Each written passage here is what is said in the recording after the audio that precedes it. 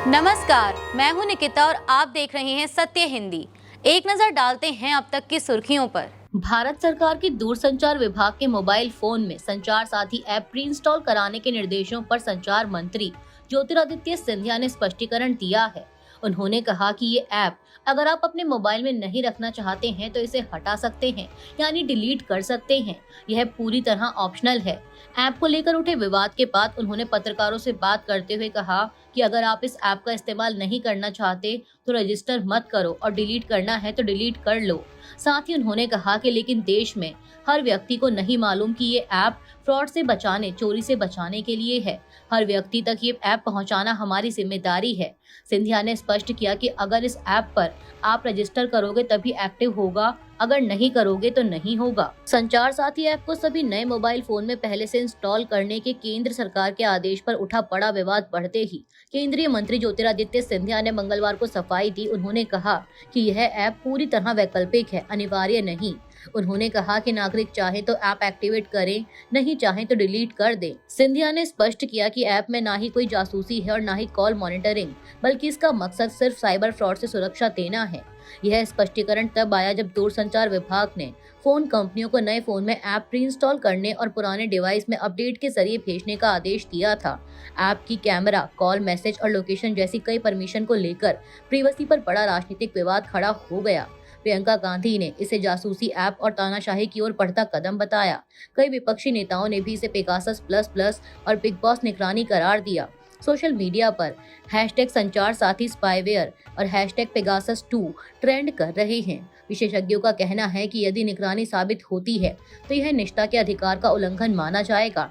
वहीं सरकार का दावा है कि यह ऐप नागरिकों को फर्जी डिवाइस और साइबर ठगी से बचाने के लिए है, लेकिन विरोध के बीच इसका भविष्य अब जन प्रतिक्रिया पर निर्भर करेगा। संसद के शीतकालीन सत्र में दूरसंचार विभाग के संचार साथी ऐप को लेकर सरकार और विपक्ष के बीच तीखा विवाद छिड़ गया है। कांग्रेस ने इस ऐप को जासूसी ऐप बताते हुए इसका कड़ा विरोध किया और कहा कि नए मोबाइल फोन में इसे जबरन इंस्टॉल करना निष्ठा का उल्लंघन है। कांग्रेस सांसद रेणुका चौधरी ने राज्यसभा में स्थगन प्रस्ताव देकर इस मुद्दे पर तुरंत चर्चा की मांग की। विपक्ष का कहना है कि यह आदेश असंवैधानिक है और वापस लिया जाना चाहिए।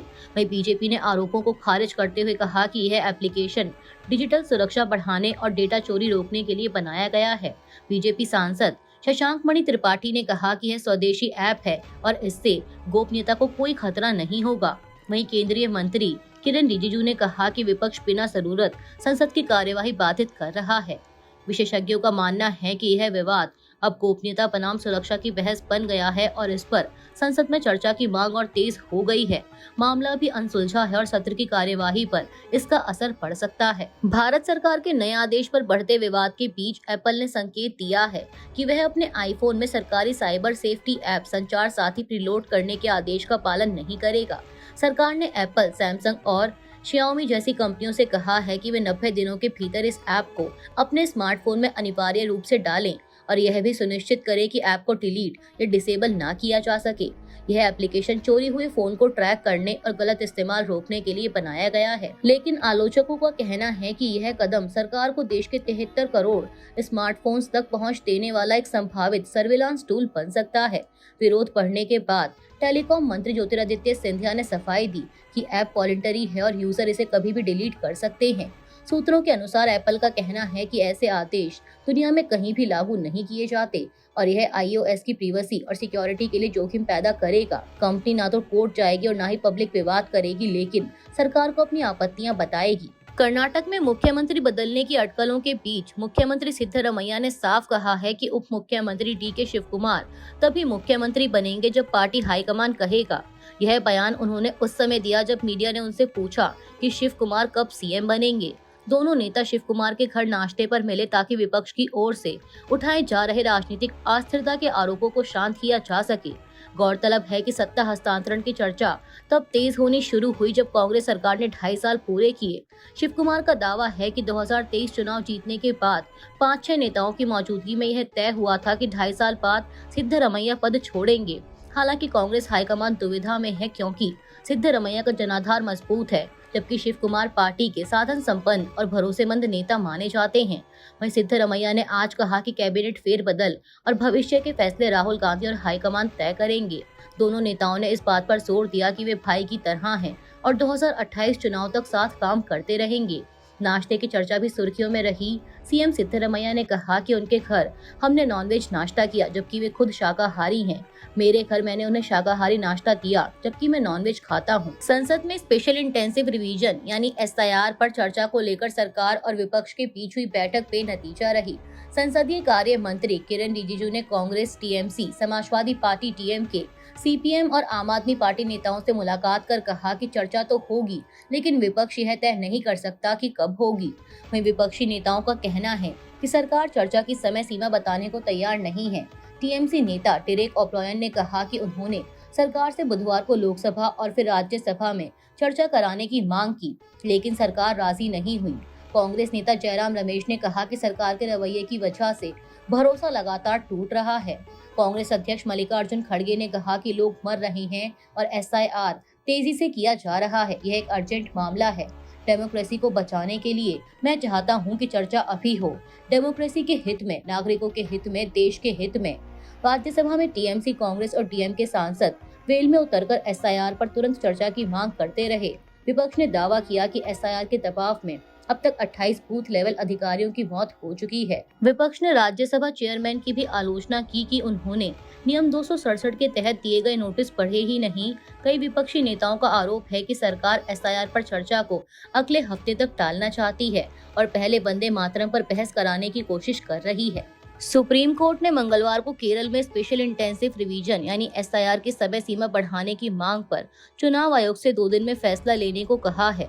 अदालत ने कहा कि यह मांग न्यायपूर्ण और उचित है और आयोग को केरल सरकार की अर्जी पर निष्पक्ष और सहानुभूतिपूर्ण तरीके से विचार करना चाहिए। यह मामला 9 और 11 दिसंबर को होने वाले स्थानीय निकाय चुनावों से ठीक पहले उठा है। सुनवाई में केरल सरकार, IUML, CPIM, CPI और अन्य दलों ने कहा कि SIR का काम और चुनावी तैयारियां एक साथ होने से कर्मचारियों पर बोझ पड़ रहा है।